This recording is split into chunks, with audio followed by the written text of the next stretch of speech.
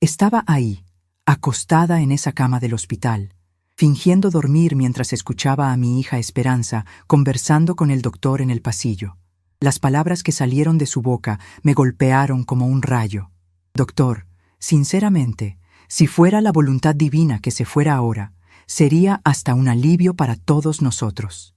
Mi corazón se despedazó en ese momento, pero mantuve los ojos cerrados, controlando cada músculo de mi cara para no demostrar que había escuchado todo. Esperanza siguió hablando bajito, pero yo lograba escuchar cada palabra venenosa que dirigía sobre mí, su propia madre, que había dedicado toda una vida para criarla. Ahí estaba yo, Guadalupe Ramírez, 73 años de edad, internada desde hacía una semana por una pulmonía que me dejó bien debilitada, descubriendo que mi única hija me consideraba una carga demasiado pesada para llevar. Durante todos estos años, desde que mi marido Miguel partió, yo viví en la casa de Esperanza y su esposo Carlos, siempre tratando de ayudar en lo que podía, cuidando a los nietos, haciendo las tareas del hogar, contribuyendo con mi pensión para los gastos de la casa.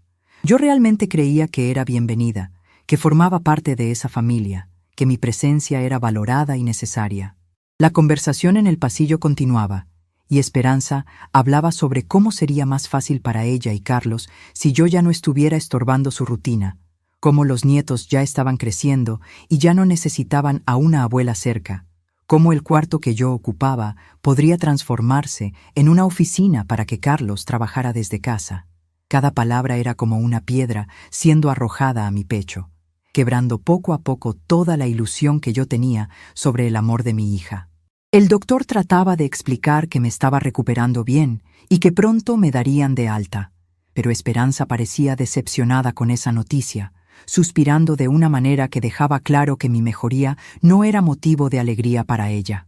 En ese momento, aún fingiendo estar durmiendo, tomé una decisión que cambiaría todo para siempre.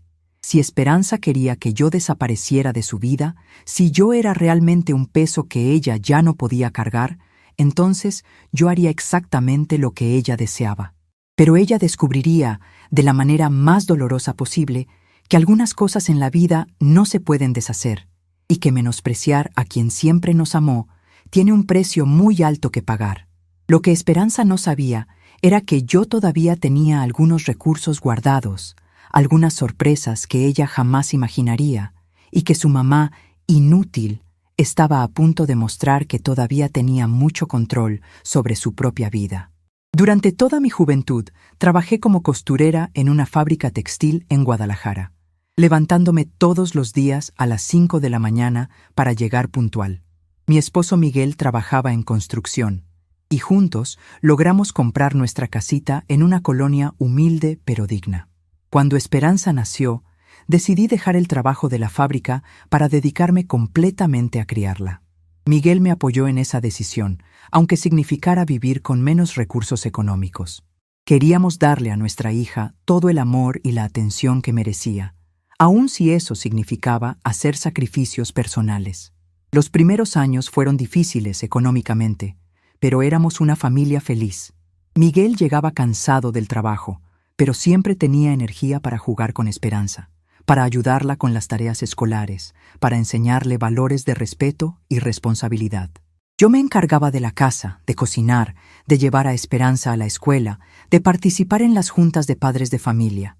Éramos un equipo, Miguel y yo, trabajando juntos para darle a nuestra hija las mejores oportunidades que estuvieran a nuestro alcance. Cuando Esperanza cumplió 15 años, decidimos hacer una fiesta memorable para celebrar sus 15 años. Habíamos estado ahorrando durante 2 años para poder costear todo: el vestido, la música, la comida, la decoración. Miguel trabajó turnos extras durante meses y yo regresé a coser por las tardes para otras familias del barrio, ganando un dinero extra. Todo valía la pena ver la sonrisa de felicidad en el rostro de Esperanza cuando vio el salón decorado especialmente para ella.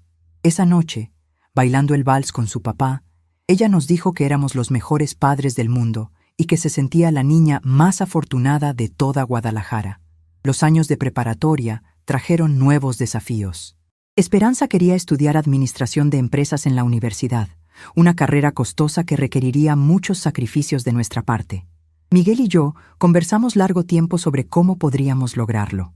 Decidimos vender algunos muebles de la casa. Miguel buscó un segundo trabajo los fines de semana, y yo regresé a trabajar tiempo completo como costurera. Durante 3 años vivimos con lo mínimo indispensable, pero logramos pagar todos los semestres de la carrera de Esperanza. Cada vez que ella obtenía buenas calificaciones, sentíamos que todos nuestros sacrificios valían la pena. Cuando Esperanza se graduó de la universidad, fue uno de los días más felices de nuestras vidas.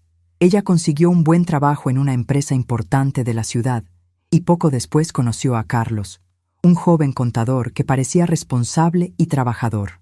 Cuando nos presentó a Carlos, Miguel y yo los recibimos con los brazos abiertos. Parecía un muchacho decente, respetuoso, con planes serios para el futuro. Cuando decidieron casarse, nosotros los apoyamos completamente, incluso ayudamos económicamente para la boda y la luna de miel. Los primeros años del matrimonio de Esperanza fueron tranquilos. Ella y Carlos vivían en un departamento pequeño pero cómodo, y nosotros los visitábamos regularmente los domingos para comer juntos. Cuando nacieron mis nietos, Fernanda y Roberto, mi felicidad fue completa. Finalmente tenía la familia grande que siempre había soñado. Pasaba tardes enteras cuidando a los bebés, permitiendo que Esperanza y Carlos tuvieran tiempo para descansar o salir solos. Era abuela primeriza y disfrutaba cada momento con esos pequeños angelitos que llenaron mi vida de alegría renovada. Todo cambió cuando Miguel enfermó del corazón. Los últimos 2 años de su vida fueron muy difíciles para toda la familia. Las consultas médicas, los medicamentos, las hospitalizaciones, todo era muy caro y nuestros ahorros se agotaron rápidamente. Esperanza nos ayudó económicamente todo lo que pudo, pero también tenía sus propias responsabilidades con sus hijos pequeños. Miguel partió una tarde de primavera, tranquilamente, tomándome de la mano y diciéndome que había sido feliz conmigo, que cuidara mucho a Esperanza y a los nietos. Después del funeral, me quedé sola en nuestra casita, sin saber muy bien cómo continuar con mi vida. Durante los primeros meses después de la partida de Miguel, traté de mantener mi independencia. Seguía cobrando mi pensión, mantenía la casa limpia y ordenada, recibía a mis nietos los fines de semana. Pero las noches eran largas y solitarias, y poco a poco comencé a sentir el peso de la edad y la tristeza. Esperanza se preocupaba por mí. Venía a visitarme seguido, me llevaba a hacer compras, me acompañaba a las citas médicas. Fue durante una de esas visitas que me sugirió la posibilidad de ir a vivir con ella y Carlos. «Mamá», me dijo, «ya no tienes por qué estar sola. En casa hay suficiente espacio, y así estarías cerca de los nietos. Además, nos ayudarías mucho cuidándolos mientras Carlos y yo trabajamos». La propuesta me emocionó mucho. La idea de formar parte activa de la vida cotidiana de mis nietos, de no estar sola por las noches, de sentirme útil y necesaria nuevamente, me llenó de esperanza. Acepté sin dudarlo. Vendimos mi casita y con ese dinero ayudé a Esperanza y Carlos a dar el enganche para una casa más grande en una mejor colonia. Parecía el arreglo perfecto para todos. Yo tendría compañía y propósito, ellos tendrían ayuda con los niños y las tareas del hogar, y los nietos tendrían a su abuela siempre disponible para ellos. Los primeros 2 años de convivencia fueron realmente buenos. Me levantaba temprano para preparar el desayuno de la familia, llevaba a Fernanda y Roberto a la escuela, mantenía la casa ordenada mientras Esperanza y Carlos trabajaban. Por las tardes ayudaba a los nietos con sus tareas escolares y por las noches cocinaba cenas familiares que todos disfrutábamos juntos. Me sentía como una parte integral y valorada de esa familia. Contribuía con mi pensión para los gastos del hogar, pero también aportaba mi trabajo, mi cuidado, mi amor incondicional. Gradualmente, las cosas comenzaron a cambiar. Fernanda y Roberto crecieron y empezaron a pasar más tiempo con sus amigos que con la familia. Esperanza fue ascendida en su trabajo y llegaba más tarde a casa, más estresada, menos paciente. Carlos también parecía más distante, más preocupado por sus propios proyectos laborales. Poco a poco, mi ayuda comenzó a ser vista más como algo esperado que como algo apreciado. Las tareas que yo hacía ya no eran comentadas con gratitud, sino que se daban por hecho. Cuando los nietos ya no necesitaban tanta supervisión, mi presencia comenzó a ser menos necesaria y, aparentemente, más molesta. Comenzaron los comentarios sutiles sobre mi edad. sobre mis limitaciones, sobre cómo ciertas cosas que yo hacía ya no eran tan eficientes como antes. Esperanza me decía que no necesitaba levantarme tan temprano para hacer el desayuno, que ellos podían arreglárselas solos. Carlos comentaba que ya no era necesario que yo llevara a los nietos a la escuela, que ellos podían tomar el autobús escolar. Gradualmente, me fueron quitando responsabilidades, pero también me fueron quitando propósito y relevancia en esa casa que yo había ayudado a comprar. Las conversaciones familiares comenzaron a desarrollarse como si yo no estuviera presente. Hablaban de planes futuros, de vacaciones, de proyectos de remodelación, sin incluirme en las decisiones. Cuando yo trataba de opinar o hacer sugerencias, recibía sonrisas condescendientes y respuestas que me hacían sentir como una niña que había hablado sin permiso. Mi experiencia de vida, mis consejos basados en años de matrimonio y maternidad, ya no eran valorados. Era simplemente la abuela que vivía en la casa, no un miembro activo y respetado de la familia. Los últimos meses antes de mi hospitalización fueron especialmente difíciles. Esperanza había comenzado a hacer comentarios sobre cómo sería conveniente que yo tuviera mi propio espacio, algún lugar donde pudiera estar cómoda sin preocuparme por las responsabilidades del hogar.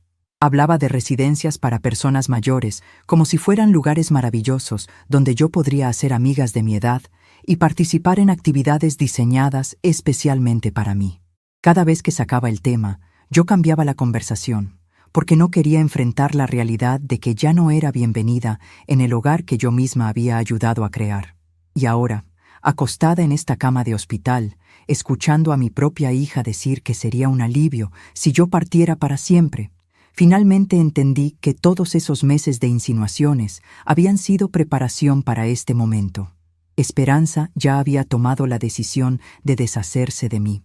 Solo estaba esperando la oportunidad apropiada, y mi enfermedad le parecía la excusa perfecta. Pero lo que ella no sabía era que su madre, frágil e indefensa, todavía tenía algunos recursos guardados, algunos planes que ella jamás imaginaría. Cuando el doctor se fue y Esperanza entró al cuarto para visitarme, mantuve los ojos cerrados y regulé mi respiración para parecer profundamente dormida. Ella se acercó a mi cama, me observó durante unos momentos y luego susurró algo que me heló la sangre. «Ya es hora, mamá. Ya cumpliste tu tiempo en esta tierra. Ahora puedes descansar en paz». Esas palabras confirmaron todas mis sospechas. Mi propia hija estaba deseando mi muerte, esperando que esta enfermedad me llevara para poder continuar con su vida sin la molestia de cuidar a una madre anciana. En ese momento, tomé la decisión más importante de mis 73 años de vida. Si Esperanza quería que yo desapareciera, lo haría, pero no de la manera que ella esperaba. Iba a desaparecer de su vida, pero viva, independiente y con pleno control sobre mis propios recursos. Iba a enseñarle a mi hija ingrata que menospreciar a quien te dio la vida tiene consecuencias que ella jamás había imaginado. La mujer que había dedicado toda su existencia a cuidar y proteger a su familia estaba a punto de transformarse en alguien completamente diferente. Alguien que ya no aceptaría migajas de amor de quienes deberían amarla incondicionalmente. Esa noche, sola en mi cuarto de hospital, comencé a hacer planes que cambiarían todo para siempre. Durante los días siguientes en el hospital, fingí continuar más débil de lo que realmente estaba, observando cada visita de Esperanza con ojos completamente diferentes. Ella venía a verme todos los días, pero ahora yo percibía la impaciencia disimulada en sus gestos, la prisa por irse, la forma como evitaba mi mirada cuando yo trataba de conversar sobre asuntos simples del día a día. Durante una de esas visitas, cuando ella estaba revisando su celular mientras yo hablaba sobre lo mala que estaba la comida del hospital, me acordé de cómo eran las cosas diferentes cuando ella era niña y dependía totalmente de mí. Me recordé de todas las noches en vela cuando Esperanza estaba enferma, de cómo trabajaba en 2 empleos para lograr pagar sus estudios, de cómo renuncié a casarme nuevamente para dedicarme completamente a la educación de mi hija.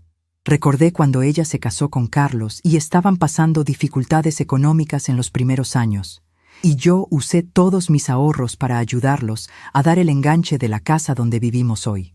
Me acordé de cómo cuidé a mis nietos cuando eran bebés. Cuántas veces desperté de madrugada para cambiar pañales y dar biberón, permitiendo que Esperanza y Carlos durmieran tranquilos. Todos esos recuerdos me causaron un dolor profundo en el pecho, pero también despertaron en mí una fuerza que no sabía que todavía existía. Durante los últimos 5 años, desde que fui a vivir con ellos, me había acostumbrado a ser tratada como una huésped permanente en la casa que yo misma ayudé a comprar.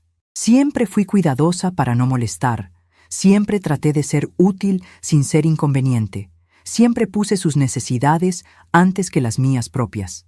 Pero ahora entendía que todo ese cuidado y dedicación había sido interpretado como obligación, como si yo debiera gratitud eterna por tener un lugar donde vivir. Esa noche, sola en el cuarto del hospital, comencé a hacer planes que Esperanza jamás imaginaría que yo sería capaz de hacer. Tomé el teléfono del hospital e hice algunas llamadas muy importantes, conversaciones que no había tenido valor de tener antes, pero que ahora se volvieron absolutamente necesarias. Llamé a mi abogado, licenciado Roberto Hernández, un viejo amigo de la familia que siempre se ofreció para ayudarme con cuestiones legales, pero al que nunca busqué porque pensaba que no lo necesitaba. En esa conversación, descubrí que yo tenía muchos más derechos y recursos de los que imaginaba, y que algunas decisiones que había tomado años atrás podrían ser fácilmente revertidas. «Doña Guadalupe», me dijo el licenciado Hernández con voz preocupada, «me da mucho gusto escuchar de usted, aunque me preocupa que esté llamando desde el hospital. ¿Cómo se encuentra de salud?» Le expliqué brevemente sobre mi pulmonía y mi recuperación, pero rápidamente fui al punto que realmente me importaba. «Licenciado, necesito hacerle una pregunta muy importante sobre la casa donde vivo con mi hija. Cuando vendí mi propiedad para ayudarlos con el enganche, ¿bajo qué nombre quedó registrada la nueva casa?» Hubo un silencio del otro lado de la línea antes de que el licenciado respondiera. «Doña Guadalupe, si mal no recuerdo, usted insistió en que la casa quedara registrada bajo su nombre, como una forma de proteger su inversión. Su hija Esperanza y su yerno aparecen como copropietarios, pero usted es la propietaria principal. ¿Por qué me pregunta esto? ¿Hay algún problema?» Mi corazón comenzó a latir más rápido cuando escuché esas palabras. Había olvidado completamente que, por consejo del mismo licenciado Hernández, habíamos estructurado la compra de esa manera para proteger mi aportación económica. En aquel momento parecía solo un detalle legal sin importancia, pero ahora se convertía en la herramienta más poderosa que podía tener. «Licenciado, necesito que me explique exactamente cuáles son mis derechos como propietaria principal de esa casa». Durante los siguientes 20 minutos, el licenciado Hernández me explicó detalladamente mi situación legal. Como propietaria principal, yo tenía el derecho de tomar decisiones sobre la propiedad, incluyendo la posibilidad de venderla, rentarla o pedir a los copropietarios que la desocuparan si consideraba que había razones justificadas. También me explicó que mi contribución mensual con la pensión a los gastos familiares era completamente voluntaria y que yo podía suspenderla en cualquier momento sin ninguna consecuencia legal. «Pero, licenciado», le pregunté con voz temblorosa, «¿qué pasaría si yo decidiera que quiero vivir sola otra vez? ¿Podría pedirles que busquen otro lugar donde vivir?» Su respuesta me dejó sin aliento. «Doña Guadalupe, legalmente usted tiene todo el derecho de recuperar el uso exclusivo de su propiedad. Tendríamos que darles un aviso de 30 días, pero sí, es completamente posible». Esa conversación cambió todo. Algo dentro de mí se había quebrado definitivamente durante esos días en el hospital, pero al mismo tiempo estaba naciendo una mujer que yo no conocía, alguien que no aceptaría más ser tratada como un peso muerto en la vida de sus propios hijos.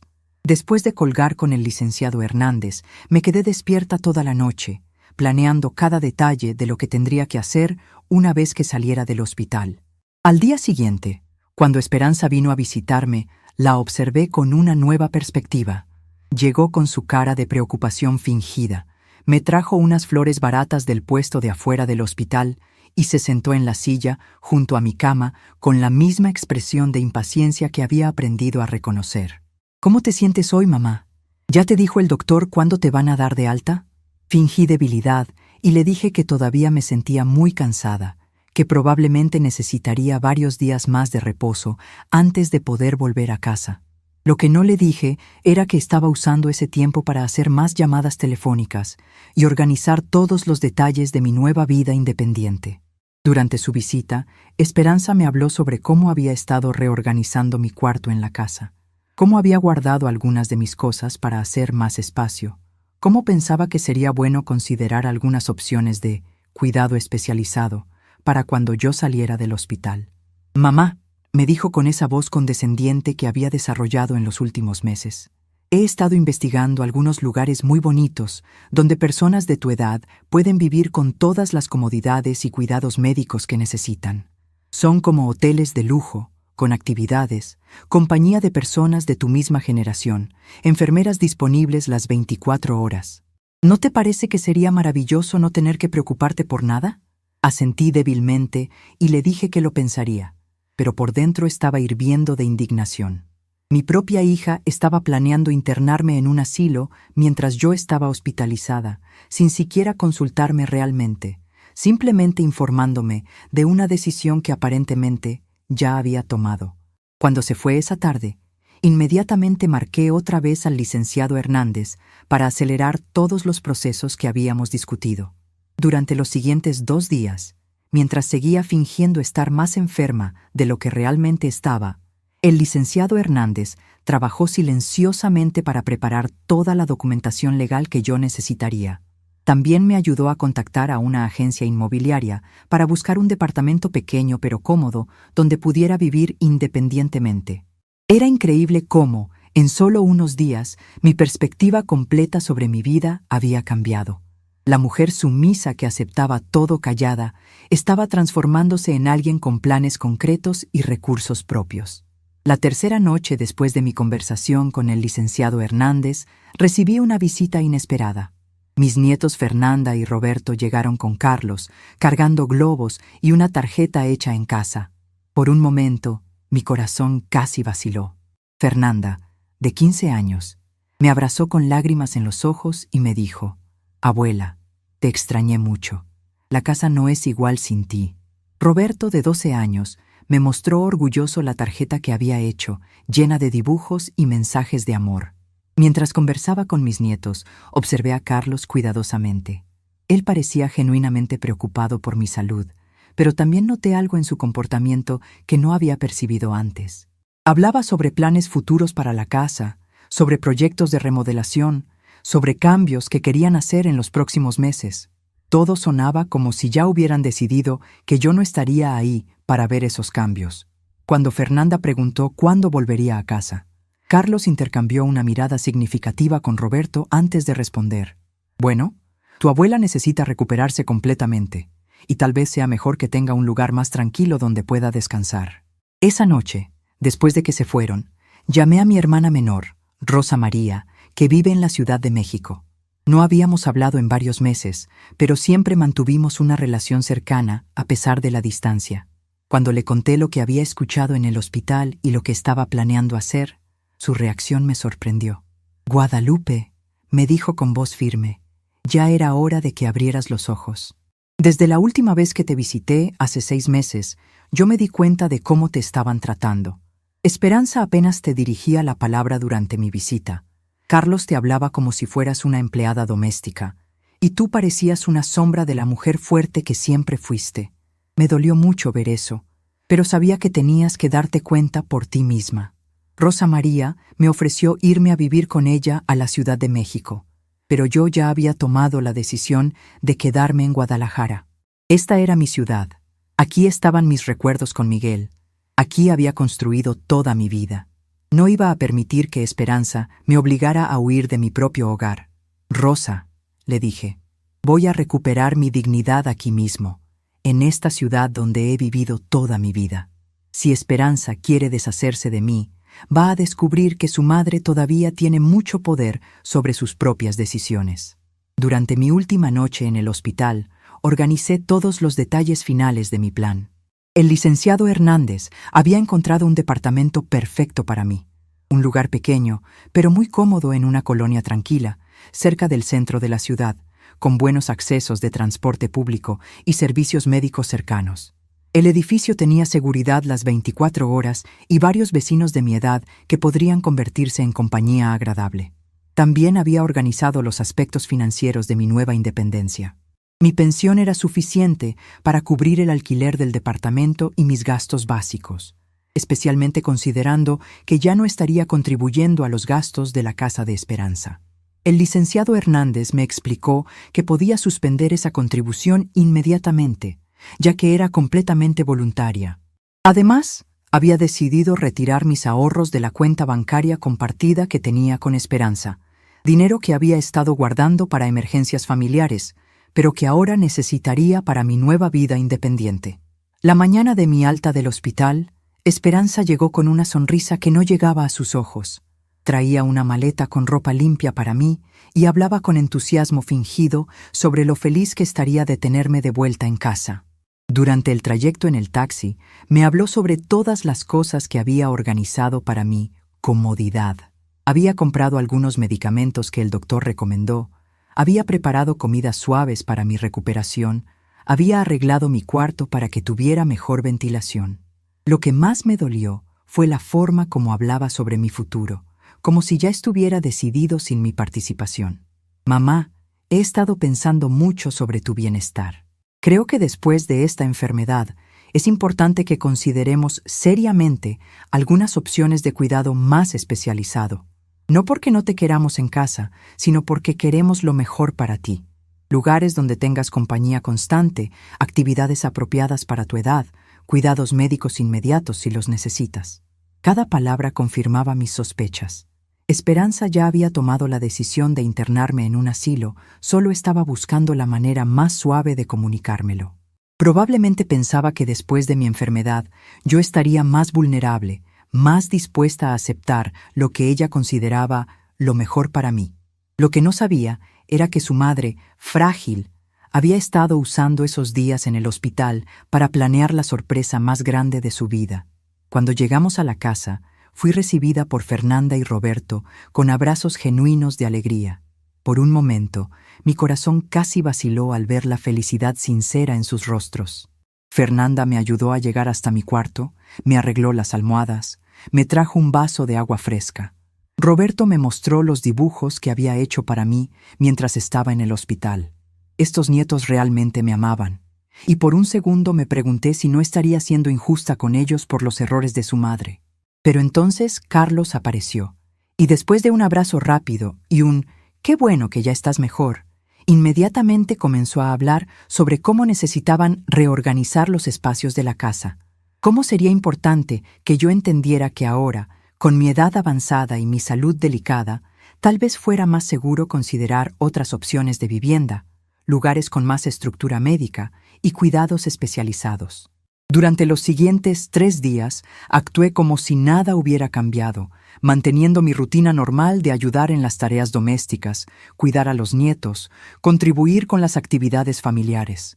Pero detrás de esa aparente normalidad estaba ejecutando un plan que había sido cuidadosamente elaborado durante mi estancia en el hospital. El licenciado Hernández estaba trabajando silenciosamente para preparar todos los documentos legales necesarios para recuperar el control total de mi casa y mis finanzas. El momento más revelador llegó cuando encontré a Esperanza revisando mis documentos personales en mi cuarto, alegando que estaba organizando mis papeles para ayudarme con cuestiones burocráticas. Tenía en sus manos mi testamento, mis estados de cuenta bancarios, los papeles de la casa, todos los documentos importantes de mi vida. Cuando me vio llegar, trató de actuar con naturalidad, pero la culpabilidad era evidente en su rostro. «Mamá», me dijo tratando de sonar casual, «solo estaba ordenando tus papeles importantes. Creo que sería bueno que yo tuviera copias de todo, por si algún día necesitas ayuda con trámites o emergencias médicas. A tu edad, es importante que alguien de confianza maneje estos asuntos por ti».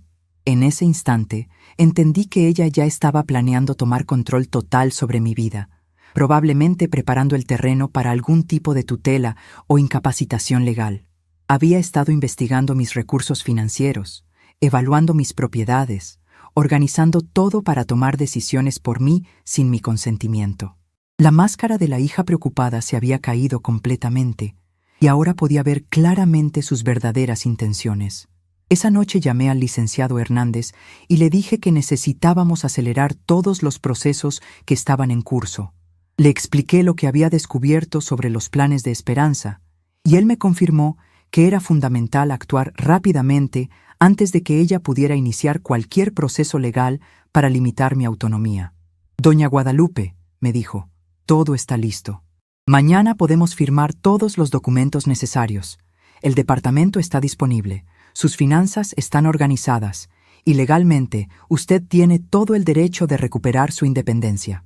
Durante mi última noche en esa casa, me quedé despierta observando por la ventana de mi cuarto, recordando todos los momentos felices que había vivido ahí con mis nietos, pero también todos los momentos de humillación y desprecio que había sufrido en los últimos meses. Era el final de una etapa de mi vida, pero también el comienzo de algo nuevo, una oportunidad de demostrar que Guadalupe Ramírez todavía tenía mucho control sobre su propio destino. A la mañana siguiente, mientras Esperanza llevaba a los niños a la escuela y Carlos salía para el trabajo, puse mi plan en acción final. Era el momento de que mi hija descubriera que había subestimado completamente a su madre y que las consecuencias de sus acciones serían mucho más severas de lo que jamás había imaginado. La mañana que cambiaría todo para siempre amaneció tranquila y soleada en Guadalajara. Esperanza se levantó como siempre, preparó el desayuno para los niños y se alistó para llevarlos a la escuela antes de irse al trabajo. Carlos salió temprano para una reunión importante en su oficina.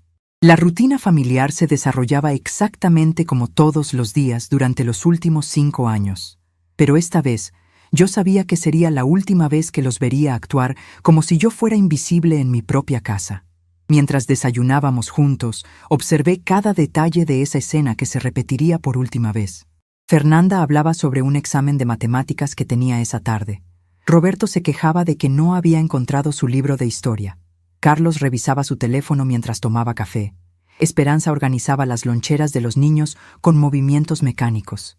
Todos estaban ahí, pero nadie realmente me veía. Era como si yo fuera un mueble más de la cocina, presente pero irrelevante para sus vidas. «Mamá», me dijo Esperanza mientras recogía los platos del desayuno, «hoy voy a llegar un poco tarde porque tengo una cita con el director de un lugar muy bonito que quiero que conozcas. Es una residencia especializada para personas mayores, con jardines preciosos y actividades muy entretenidas. Creo que te va a encantar». Sus palabras sonaban dulces, pero yo ya sabía que no era una invitación, sino una notificación de una decisión que ya había tomado por mí. Asentí suavemente y le dije que estaría bien, que me quedaría descansando en casa durante el día. Lo que no le dije era que efectivamente sería un día de descanso, pero no en la forma que ella imaginaba. Sería el primer día del resto de mi vida, el día en que Guadalupe Ramírez dejaría de ser víctima para convertirse en protagonista de su propia historia. Después de que todos se fueron, me quedé sola en esa casa que yo había ayudado a comprar, observando cada rincón con una mezcla de nostalgia y determinación. Caminé por la sala donde había pasado tantas tardes viendo televisión con mis nietos, por la cocina donde había preparado miles de comidas familiares, por el jardín pequeño donde había cultivado las plantas que tanto me gustaban. Todo eso había sido mi vida durante 5 años, pero ahora entendía que nunca había sido realmente mi hogar. Había sido solo el lugar donde me permitían quedarme mientras fuera útil y no causara molestias. A las 9 de la mañana en punto, tal como habíamos acordado, el licenciado Hernández llegó a la casa acompañado de su secretaria y 2 testigos. Traía consigo toda la documentación legal que habíamos preparado durante mi estancia en el hospital. Los papeles de transferencia de cuentas bancarias, la notificación legal de desalojo para Esperanza y Carlos, los documentos que confirmaban mi derecho exclusivo sobre la propiedad y los contratos del departamento que sería mi nuevo hogar. «Doña Guadalupe», me dijo el licenciado con una sonrisa profesional pero comprensiva, ¿está completamente segura de que quiere proceder con todos estos cambios? Una vez que firmemos estos documentos y entreguemos las notificaciones legales, no habrá vuelta atrás. Su hija y su yerno tendrán 30 días para desocupar la propiedad. Por un momento, mi corazón vaciló. Pensé en Fernanda y Roberto, en cómo se sentirían cuando descubrieran que su abuela los había echado de la casa. Pensé en todos los años que había vivido con ellos, en los momentos felices que habíamos compartido, en la posibilidad de que tal vez estuviera reaccionando de manera exagerada a las palabras crueles que había escuchado en el hospital. Pero entonces recordé la conversación que había escuchado en el pasillo del hospital, las palabras de esperanza deseando que yo muriera para que fuera un alivio para todos. Recordé encontrarla revisando mis documentos personales, planeando tomar control de mi vida sin mi consentimiento. Recordé todos los meses de insinuaciones sobre asilos y residencias geriátricas, todos los comentarios sobre mis limitaciones de edad, todas las veces que me habían hecho sentir como una carga pesada en lugar de un miembro valorado de la familia. Licenciado Hernández, le dije con una voz más firme de la que había usado en meses, estoy completamente segura. Mi hija decidió que yo era un estorbo en su vida y ahora va a descubrir las consecuencias de tratar a su madre como si fuera desechable. Proceda con todos los documentos. Durante las siguientes 2 horas, firmé papeles que cambiarían todo para siempre. Primero, los documentos que transferían todas mis cuentas bancarias compartidas con Esperanza a cuentas individuales bajo mi nombre exclusivo. Esto incluía mis ahorros de emergencia, que sumaban una cantidad considerable que había estado guardando durante años para ayudar a la familia en caso de necesidad. Ahora ese dinero sería exclusivamente para mi nueva vida independiente. Después firmé los documentos que confirmaban mi derecho exclusivo sobre la casa. Aunque Esperanza y Carlos aparecían como copropietarios en los papeles originales, mi aportación económica inicial y mi estatus como propietaria principal me daban el derecho legal de recuperar el uso exclusivo de la propiedad. El licenciado Hernández me explicó que esto era completamente legal, especialmente considerando que yo había sido la persona que había puesto el dinero para el enganche inicial. El documento más importante fue la notificación legal de desalojo que tendríamos que entregar a Esperanza y Carlos. Este papel les daba exactamente 30 días para encontrar otro lugar donde vivir y desocupar completamente la propiedad. El licenciado me aseguró que todo estaba hecho conforme a la ley, que no había ninguna manera de que ellos pudieran impugnar legalmente mi decisión. También firmé los contratos de arrendamiento de mi nuevo departamento, un lugar pequeño pero acogedor en la colonia americana. Una zona tranquila y segura de Guadalajara, con excelente transporte público y servicios médicos cercanos. El departamento tenía una recámara, una sala comedor, una cocineta funcional y un pequeño balcón con vista a un parque. Era exactamente lo que necesitaba para empezar de nuevo mi vida independiente. Mientras organizábamos todos los documentos, el licenciado Hernández me dio algunos consejos prácticos sobre mi nueva situación. Doña Guadalupe, es importante que entienda que su hija probablemente va a tratar de convencerla de que cambie de opinión. Va a usar argumentos emocionales, va a prometer que las cosas serán diferentes. Va a tratar de hacerla sentir culpable por su decisión. Tiene que estar preparada para mantenerse firme en su resolución. También me explicó sobre mis derechos como adulta mayor independiente. Nadie puede forzarla a vivir en un lugar que usted no quiera. Nadie puede tomar decisiones médicas por usted mientras esté mental y físicamente capaz, y nadie puede acceder a sus recursos financieros sin su autorización expresa.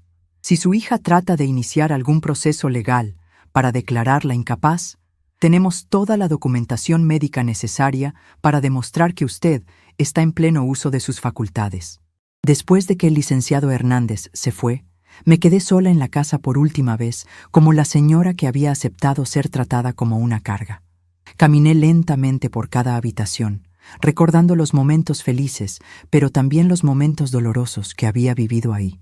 En la sala, recordé las tardes en que había tratado de conversar con Esperanza sobre mi día, solo para ser ignorada mientras ella revisaba su teléfono. En la cocina, recordé las veces que había cocinado comidas especiales para la familia, solo para escuchar comentarios sobre cómo la comida estaba muy salada o muy condimentada para sus gustos modernos. En mi cuarto, abrí el closet y comencé a empacar mis pertenencias personales. No necesitaba mucho, solo la ropa esencial, algunas fotografías familiares, los libros que más me gustaban y algunos objetos que tenían valor sentimental. Todo lo demás podía quedarse en la casa. No estaba huyendo como una refugiada. Estaba partiendo como una mujer que había recuperado el control de su propia vida. Mientras empacaba, encontré una caja con cartas que Miguel me había escrito durante nuestro noviazgo, más de 50 años atrás. Leí algunas de esas cartas y me acordé de la mujer joven y decidida que había sido en aquella época. Alguien que tomaba sus propias decisiones y no permitía que nadie la menospreciara. En una de las cartas, Miguel me había escrito: Guadalupe, lo que más me gusta de ti es tu fuerza interior. Eres una mujer que sabe lo que vale y no acepta ser tratada con menos respeto del que merece. Esas palabras de Miguel, escritas tantos años atrás, resonaron en mi corazón como una confirmación de que estaba tomando la decisión correcta. Durante los últimos años, había perdido esa fuerza interior, había permitido que las circunstancias y la dependencia emocional me convirtieran en una sombra de la mujer que había sido, pero ahora estaba recuperando esa fortaleza, estaba volviendo a ser la Guadalupe que Miguel había amado y respetado. A las 2 de la tarde llamé a un taxi para que me llevara a mi nuevo departamento. Llevaba solo 2 maletas con mis pertenencias esenciales y una sensación de libertad que no había experimentado en años. Antes de salir, dejé sobre la mesa del comedor una carta que había escrito esa mañana, dirigida a Esperanza y Carlos. En esa carta les explicaba mi decisión de manera clara y definitiva. Querida Esperanza y Carlos, había escrito, después de mucha reflexión, he decidido recuperar mi independencia y vivir sola nuevamente. Durante mi estancia en el hospital, tuve tiempo para pensar sobre mi vida y mi futuro, y me di cuenta de que ya no soy feliz viviendo en esta casa. He tomado la decisión de ejercer mi derecho como propietaria principal de esta propiedad y pedirles que busquen otro lugar donde vivir. Tienen 30 días para hacer esta transición y espero que puedan entender que esta decisión es definitiva e irrevocable. También había incluido en la carta toda la información legal necesaria, los documentos oficiales de notificación y los datos de contacto del licenciado Hernández en caso de que tuvieran preguntas sobre el proceso. Había tratado de mantener un tono respetuoso, pero firme, sin explicaciones emocionales que pudieran ser interpretadas como debilidad o indecisión. Junto con la carta, dejé las llaves de mi cuarto y una nota especial para mis nietos. Queridos Fernanda y Roberto, les escribí. La abuela los ama mucho y siempre los va a amar. Esta decisión no tiene nada que ver con ustedes, sino con la necesidad de que la abuela viva de una manera que la haga feliz.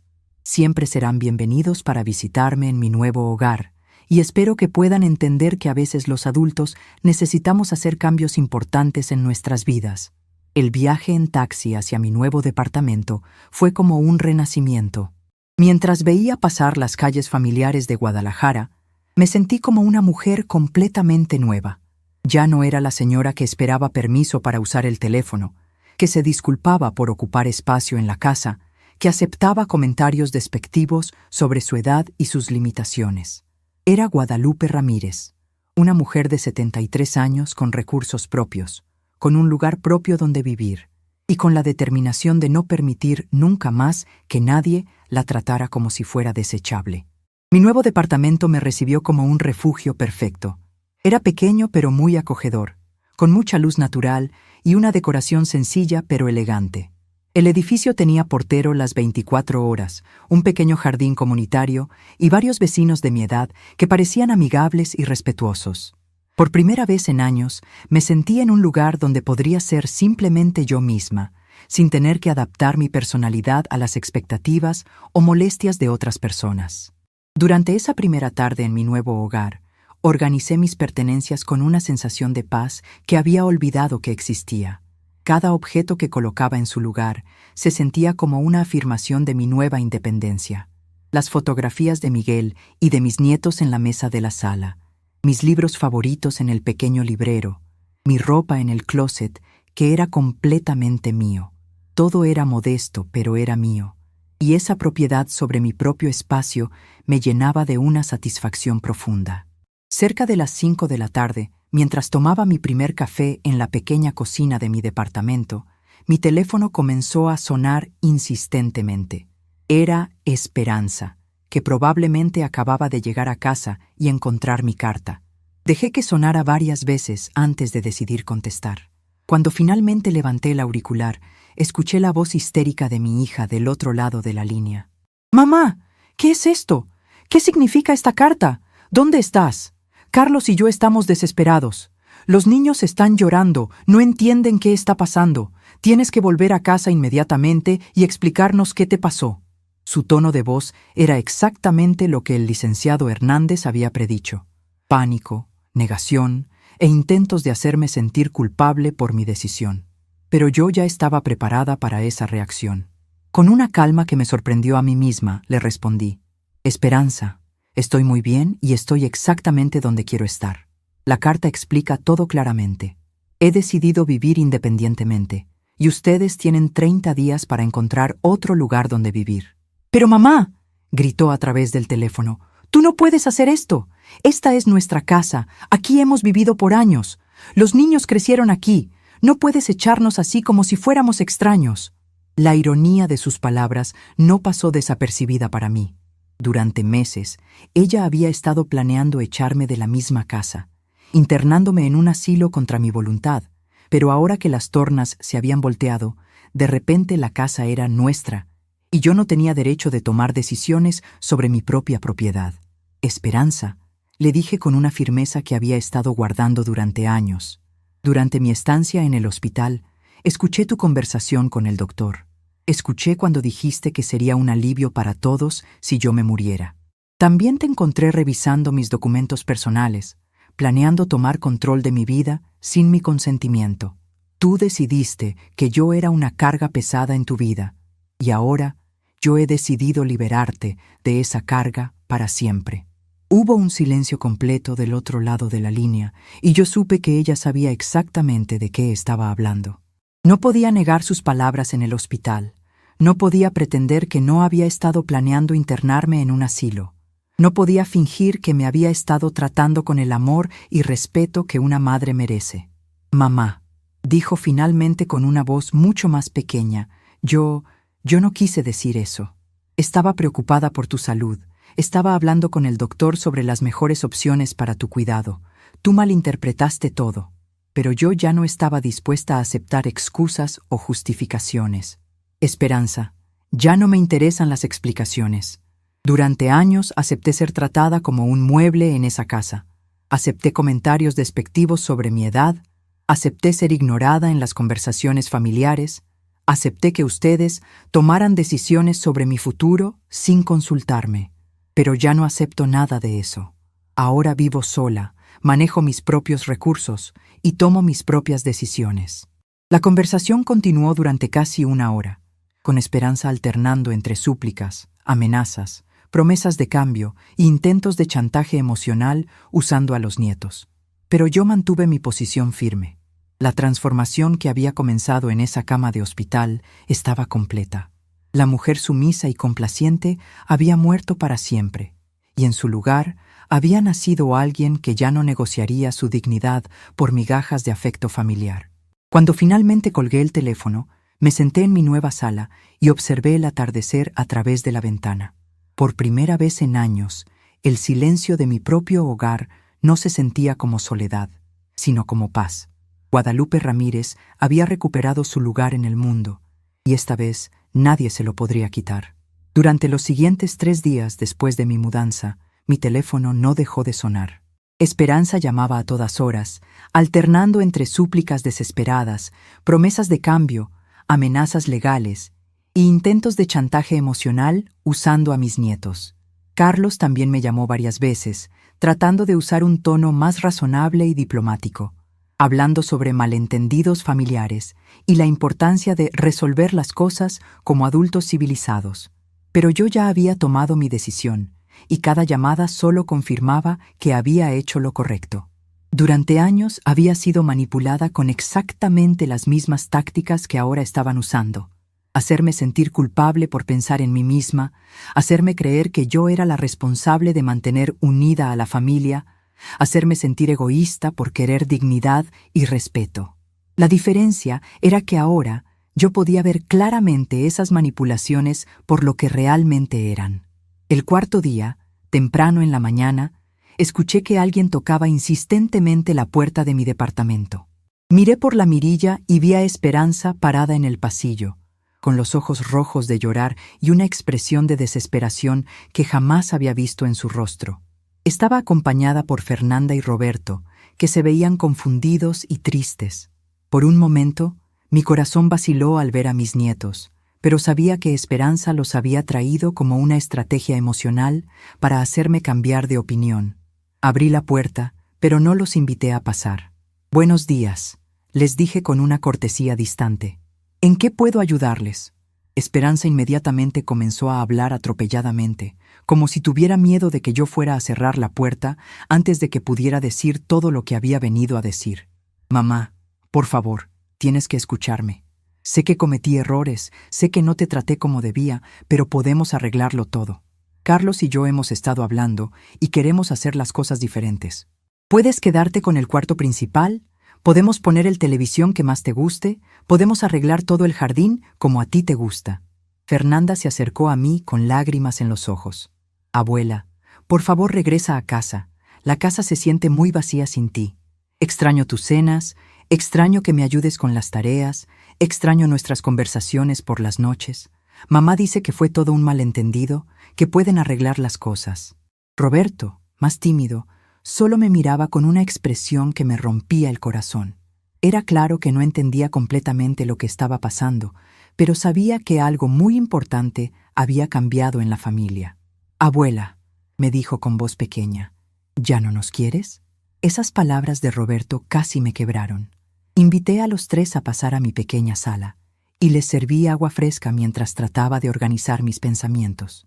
Sabía que esta conversación sería una de las más difíciles de mi vida, porque tenía que ser honesta sin lastimar a mis nietos, pero también tenía que ser firme sin permitir que me manipularan emocionalmente. «Fernanda, Roberto», les dije sentándome frente a ellos, «yo los amo más de lo que pueden imaginar. Ustedes son lo más importante en mi vida y eso nunca va a cambiar.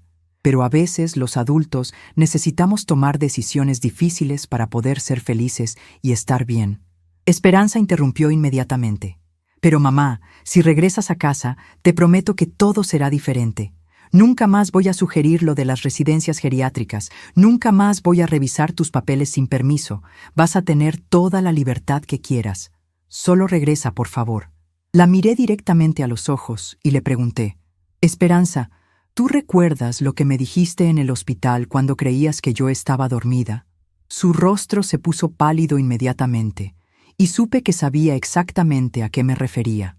«¿Recuerdas cuando le dijiste al doctor que sería un alivio para todos si yo me muriera?». El silencio que siguió fue ensordecedor. Fernanda y Roberto miraron a su madre con expresiones de shock. Era obvio que no sabían nada sobre esa conversación, y ahora entendían por primera vez la verdadera razón de mi partida. No era simplemente un capricho de una señora mayor, sino la respuesta a una traición profunda y dolorosa. «Mamá, yo…». Esperanza trató de hablar, pero las palabras no le salían. «Yo estaba preocupada por tu salud, estaba hablando con el doctor sobre…». Pero se detuvo, porque sabía que no había manera de justificar lo que había dicho. «Esperanza», le dije con una calma que me sorprendió a mí misma. «Durante 73 años de vida, he aprendido que las palabras que decimos cuando creemos que nadie nos escucha son las que realmente revelan lo que tenemos en el corazón. En el hospital, cuando pensaste que yo estaba dormida, dijiste exactamente lo que sentías sobre mí. Y ahora que las consecuencias han llegado, quieres fingir que no fue en serio». Fernanda se veía completamente devastada. «Mamá», le dijo a Esperanza con una voz que temblaba de emoción, «¿realmente dijiste eso sobre la abuela?». Cuando Esperanza no pudo responder, Fernanda se volteó hacia mí. «Abuela, entiendo por qué te fuiste. Si mi mamá dijo eso, entonces tenías derecho de irte». Roberto, aunque más joven, también parecía estar empezando a comprender la gravedad de la situación. «Mamá», le dijo a Esperanza, «eso fue muy feo. La abuela siempre fue buena con nosotros». Ver a mis nietos defendiéndome de su propia madre me llenó de una satisfacción agridulce. Por un lado, me dolía ver la familia dividida de esa manera. Por otro lado, me tranquilizaba saber que Fernanda y Roberto entendían que yo no los había abandonado por capricho, sino que había sido empujada a tomar esa decisión por el comportamiento cruel de su madre. Esperanza comenzó a llorar abiertamente. «Mamá, por favor, perdóname. Sé que dije cosas horribles, sé que te lastimé, pero estaba estresada, estaba preocupada por tantas cosas. Carlos perdió su trabajo el mes pasado, tenemos problemas de dinero, los niños necesitan tantas cosas, y yo me sentía abrumada con todo. Esta nueva información me tomó por sorpresa. No sabía que Carlos había perdido su trabajo, no sabía que estaban pasando dificultades económicas. Durante todos esos meses que había estado contribuyendo con mi pensión a los gastos familiares, nunca me habían comentado sobre problemas financieros. De hecho, siempre habían actuado como si mi aportación económica fuera insignificante y poco necesaria. ¿Cuándo perdió Carlos su trabajo?, le pregunté con curiosidad genuina. «Hace 6 semanas», admitió Esperanza entre sollozos. «La empresa donde trabajaba cerró su sucursal en Guadalajara.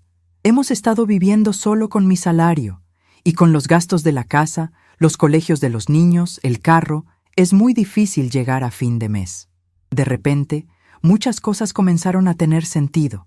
Las prisas repentinas por internarme en una residencia geriátrica no habían sido solo por deshacerse de una madre molesta.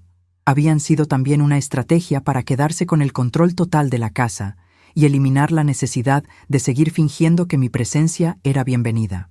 Con Carlos desempleado, mi pensión mensual se había vuelto aún más importante para la economía familiar, pero ellos preferían tener acceso a ese dinero sin tener que soportar mi presencia física. «Esperanza», le dije con una mezcla de tristeza y indignación. «Durante 6 semanas estuvieron pasando dificultades económicas y nunca me dijeron nada. Siguieron recibiendo mi contribución mensual como si fuera su derecho, pero al mismo tiempo planeaban deshacerse de mí.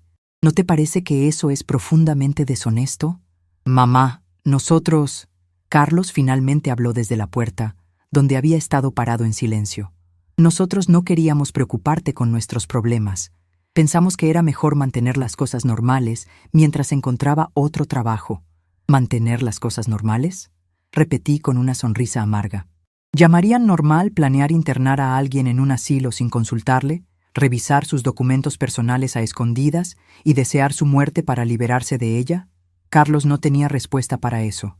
La verdad era que habían visto mi enfermedad como una oportunidad perfecta para resolver 2 problemas al mismo tiempo: deshacerse de una suegra que consideraban una carga y mantener acceso a sus recursos económicos a través de algún tipo de tutela legal.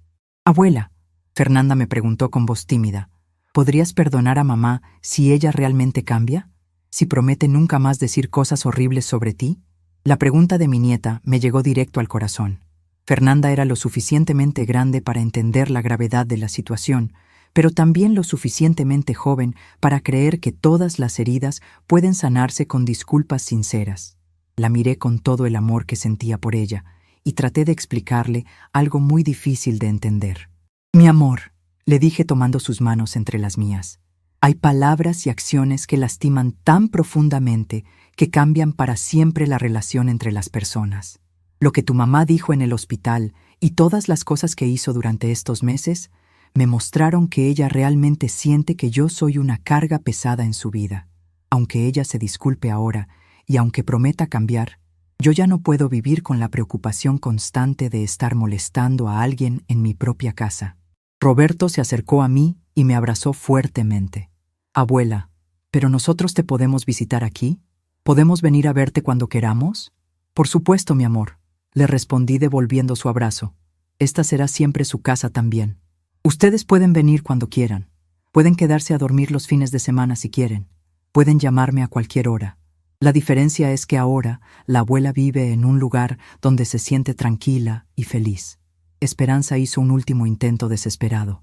«Mamá, si es por el dinero, si necesitas que te paguemos renta por vivir en la casa, podemos hacer eso.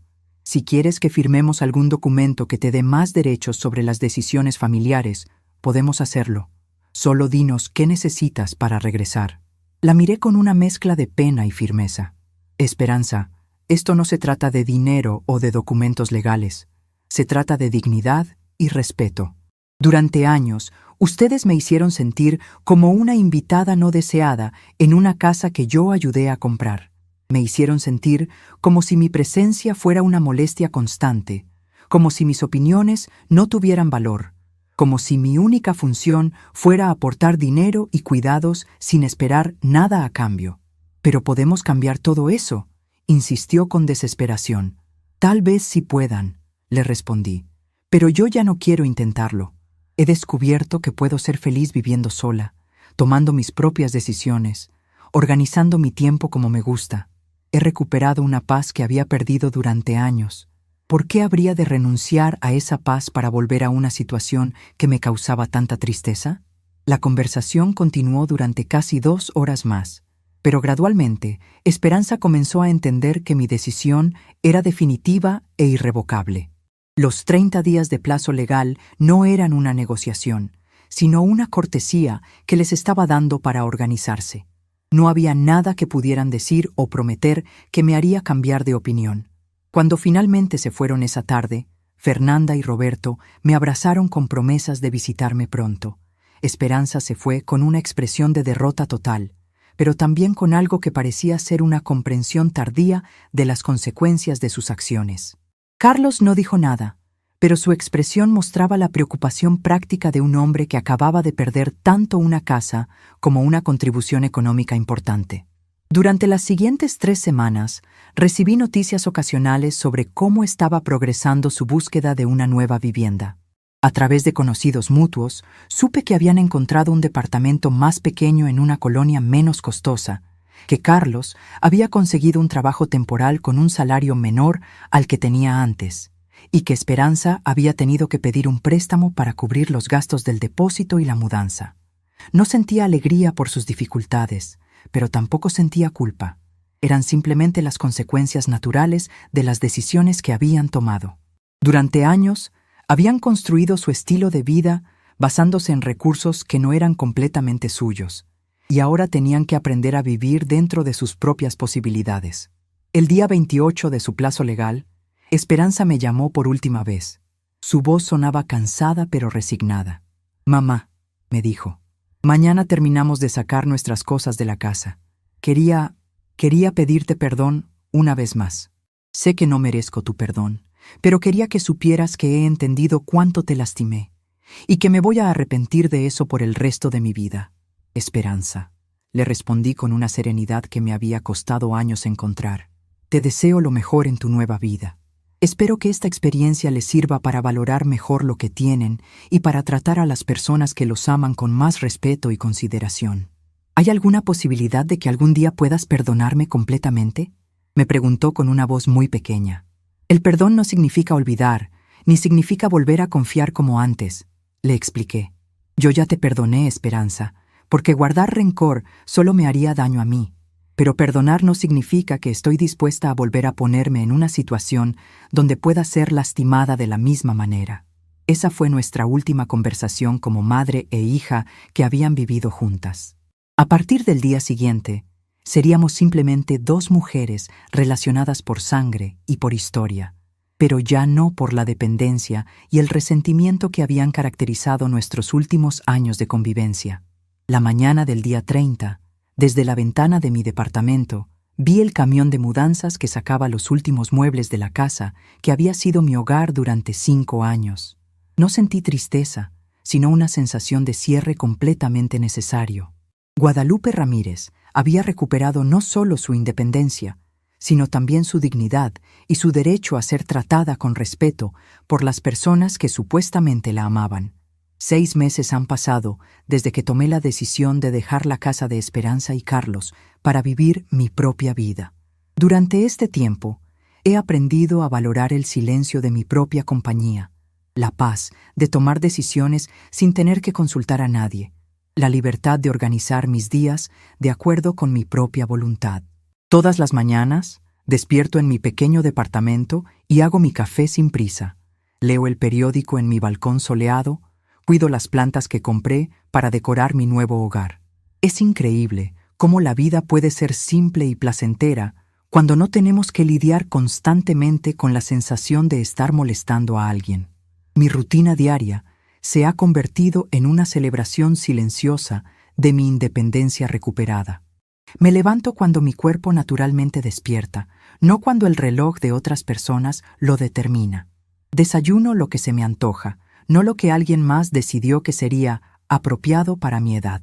Salgo a caminar por el parque cercano cuando tengo ganas, no cuando alguien más considera que es seguro para mí.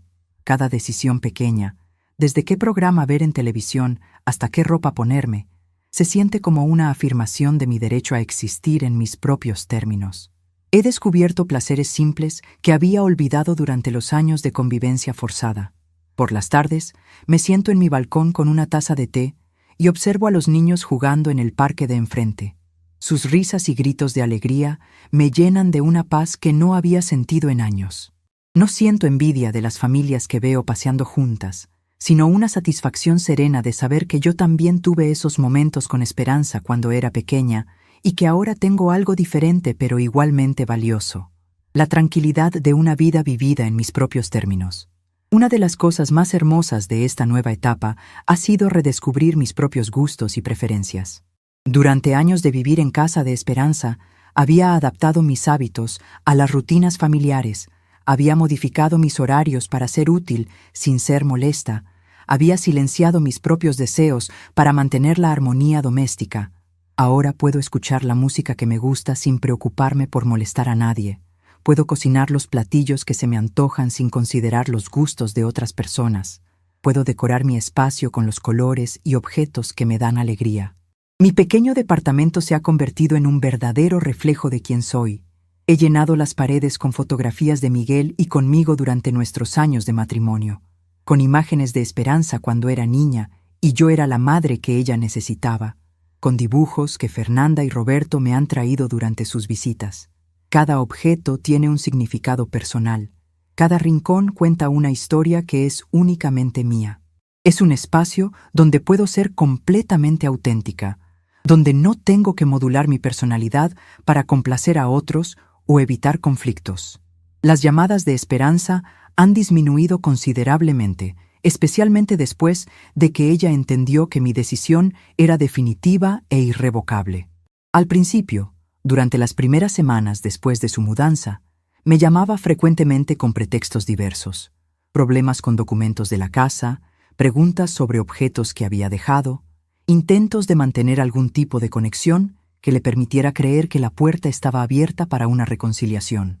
Pero gradualmente, esas llamadas se volvieron menos frecuentes y más formales, hasta convertirse en contactos esporádicos, principalmente relacionados con las visitas de los nietos.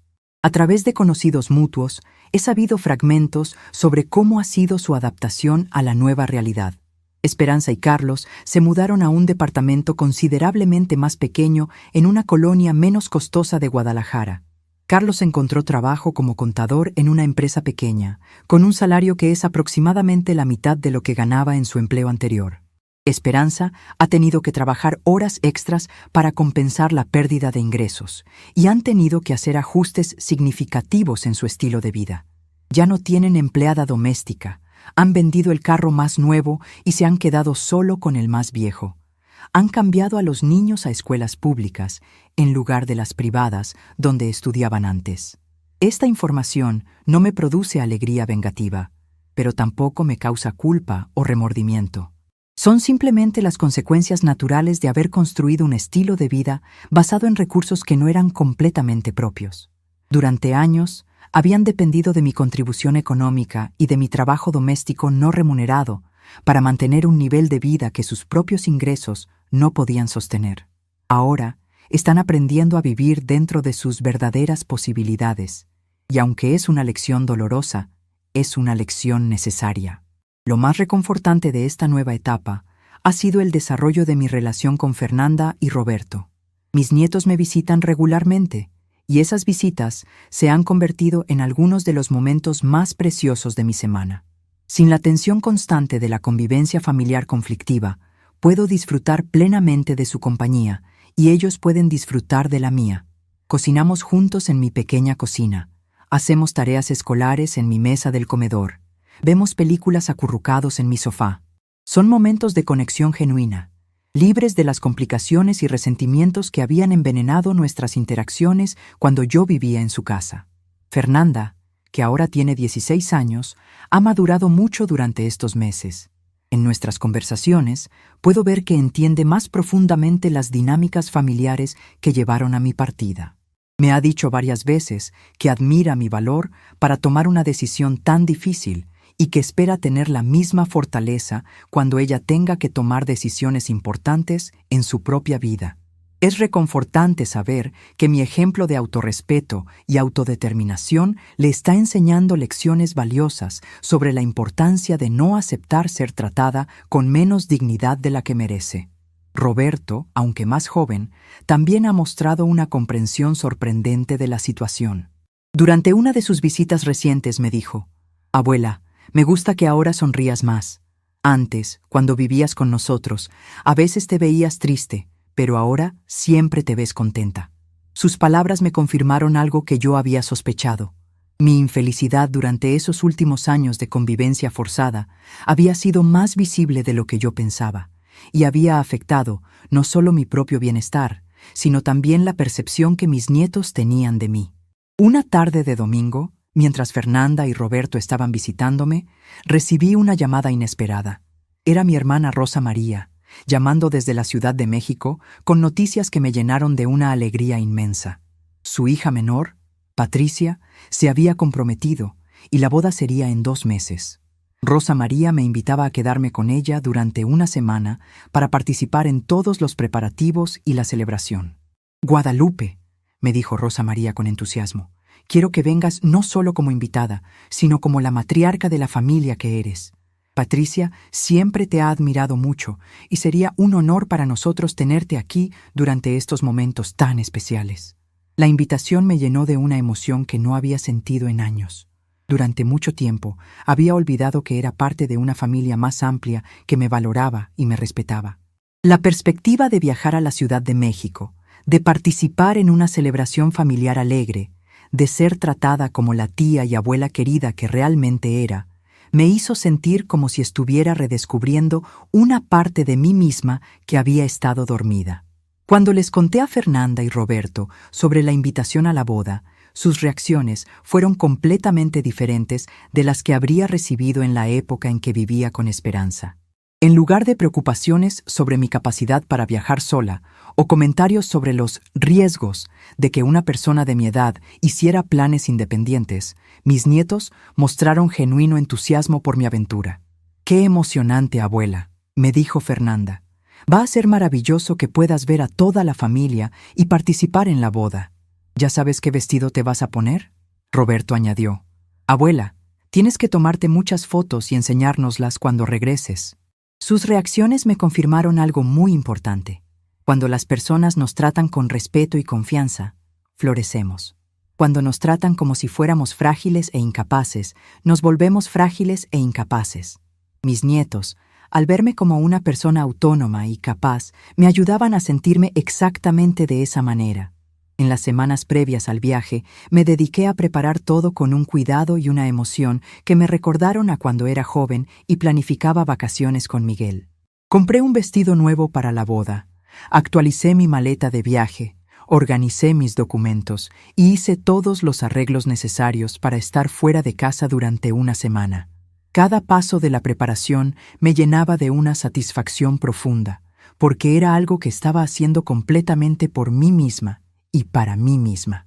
El día antes de mi partida, mientras empacaba mis cosas, reflexioné sobre todo lo que había cambiado en mi vida durante estos 6 meses. La mujer que había salido de esa cama de hospital, fingiendo estar más enferma de lo que estaba. La mujer que había escuchado a su propia hija desear su muerte. Esa mujer había desaparecido para siempre. En su lugar, había nacido alguien que sabía exactamente lo que valía y no estaba dispuesta a aceptar menos respeto del que merecía. No había sido un proceso fácil. Había habido noches de soledad en las que me había preguntado si había tomado la decisión correcta. Había habido momentos de duda en los que había considerado si no estaría siendo demasiado dura con Esperanza. Había habido días en los que extrañaba la familiaridad de la rutina doméstica compartida, incluso cuando esa rutina había estado envenenada por el resentimiento y la falta de respeto. Pero cada vez que esas dudas surgían, recordaba la conversación que había escuchado en el hospital, recordaba la forma como había sido tratada durante esos últimos meses de convivencia, recordaba la sensación de ser vista como una carga en lugar de como una bendición. Y entonces sabía, con una certeza absoluta, que había tomado la única decisión que me permitiría mantener mi dignidad y mi paz mental. Esa noche, mi última noche antes del viaje a la Ciudad de México, me senté en mi balcón favorito y observé las luces de Guadalajara extendiéndose ante mí. Era la ciudad donde había nacido, donde me había casado con Miguel, donde había criado a Esperanza, donde había construido toda mi vida. Pero ahora era también la ciudad donde había aprendido a valorarme a mí misma, donde había recuperado mi independencia, donde había decidido que merecía ser tratada con amor y respeto. Tomé mi cuaderno, donde durante estos meses había estado escribiendo mis reflexiones sobre esta nueva etapa de mi vida, y escribí una última entrada antes de cerrar este capítulo y comenzar el siguiente.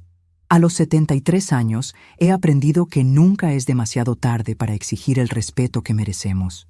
He aprendido que el amor verdadero no requiere que sacrifiquemos nuestra dignidad. Y he aprendido que a veces el mayor acto de amor propio es simplemente tener el valor de partir cuando ya no somos valoradas donde estamos. Guardé el cuaderno en mi maleta, sonreí para mí misma y susurré bajito las palabras que se habían convertido en mi mantra personal. A veces, el mayor recomienzo es el silencio que elegimos mantener. Estamos curiosos para saber hasta dónde esta historia llegó. ¿De dónde están viendo? Comenten abajo.